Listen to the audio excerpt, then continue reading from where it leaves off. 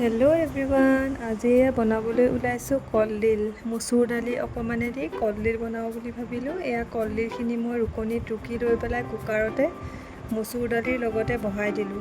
অলপমান পানী দি পেলাই নিমখ অকণ দি বহাই দিলোঁ।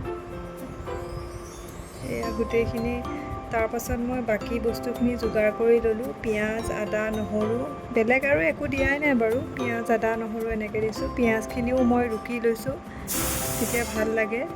এয়া হুইচেল এটা দি দিছোঁ। তাৰপাছত মই কেৰাহীখন পাতি হুইচেলটো যোৱাৰ পাছত তাতে তেজপাত এখিলা দিছোঁ আৰু পাঁচফোৰণ দি এই পিঁয়াজখিনি যে ৰুকি থৈছিলোঁ সেইখিনিও দি পেলাই অলপ পৰ ফ্ৰাই কৰি তাতে কেইটামান চয়াবিন দি দিছোঁ। খাবলৈ আৰু বেছি ভাল লাগে।